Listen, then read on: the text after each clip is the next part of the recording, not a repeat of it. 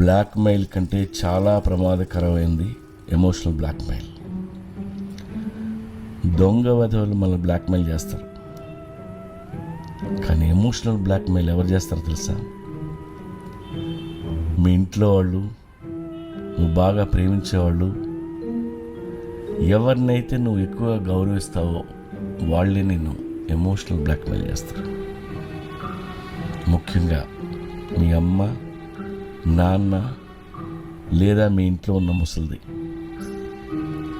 ఇది వాళ్ళకి ఇష్టమైన చదువులు చదవమండం దగ్గర నుంచి మొదలవుతుంది.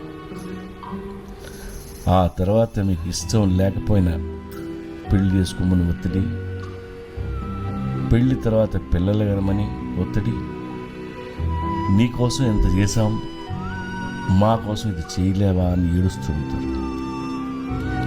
It's a manipulative tactic. మనల్ని కంట్రోల్ చేయడానికి వాళ్ళు ప్రేమని, ఆబ్లిగేషన్ని వాడి మీలో ఒక రకమైన గిల్ట్ క్రియేట్ చేస్తారు. వాళ్ళు అనుకున్నది జరగాలి అంతే తప్ప నీ ఇష్టం ఏంటని ఎప్పుడూ మిమ్మల్ని అడగరు. అది పోన్ లేని వాళ్ళ కోసం ఇద్దరు పిల్లల్ని అంటారు. వాళ్ళ సొమ్మేం పోయింది, కానీ ఆ పిల్లల్ని జీవితాంతం పెంచాల్సింది మీరు. ఈ ఎమోషనల్ బ్లాక్మెయిలర్స్ అలుగుతారు, ఏడుస్తారు, మీతో మాట్లాడడం మానేస్తారు, చాలా డ్రామాలు చేస్తారు. ఇలాంటి ఎమోషనల్ బ్లాక్మెయిల్స్ వల్ల మీరు నిద్రలేని రాత్రులు గడుపుతారు, ఐసోలేట్ అయిపోతారు, యాంగ్జైటీకి గురవుతారు. ఇంట్లో ప్రాబ్లమ్స్ కదా అని ఎవరికి చెప్పుకోలేరు. మీలో మీరే మదన పడుతూ బతుకుతారు. గుర్తుపెట్టుకోండి, మన ఇంట్లో వాళ్ళు అమాయకంగా కనిపించే క్రిమినల్స్. ఎవరి స్వార్థం వాళ్ళదే. వాళ్ళతో చాలా జాగ్రత్తగా ఉండండి. వాళ్ళ స్వార్థం కోసం ఏవో అడుగుతుంటారు, వింటే మీకు సరదా తీరిపోతుంది.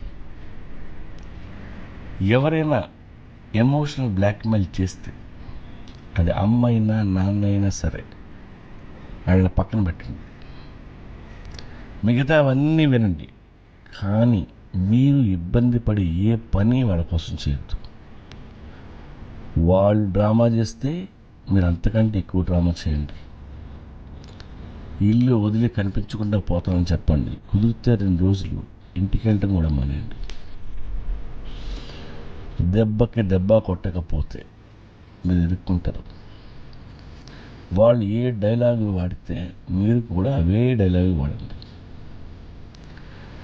నెల రోజుల తర్వాత మిమ్మల్ని అడగబోయే ఆబ్లిగేషన్ కోసం ఇప్పటి నుండే మీ మీద ఎంతో ప్రేమ చూపిస్తుంటారు. మీరు అలర్ట్గా ఉంటే తప్ప ఈ సిమ్టమ్స్ గుర్తించలేరు. అమ్మ, అక్క, చెల్లి, నాన్న, మామయ్య, పిన్ని లేదా మీ లైఫ్ పార్ట్నర్ ఎవరైనా కావచ్చు, బ్లాక్ మెయిలర్స్కి మాత్రం గాలి ఇవ్వద్దు. ఎవరైతే ఇంట్లో రెస్పాన్సిబిలిటీ తీసుకుంటారో, ఎవరైతే కుటుంబాన్ని ప్రేమిస్తారో వాళ్ళ మీదే ఇలాంటి అత్యాచారాలు జరుగుతుంటాయి. నువ్వు తప్ప నాకు ఎవరున్నారయ్యా అని కంటతల పెట్టుకుంటారు. ఇలా చేస్తే నీ తాత ఆత్మ శాంతిస్తుందని చెప్తారు.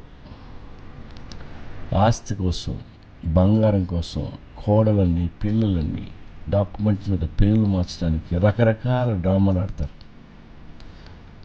అస్సలు పడద్దు.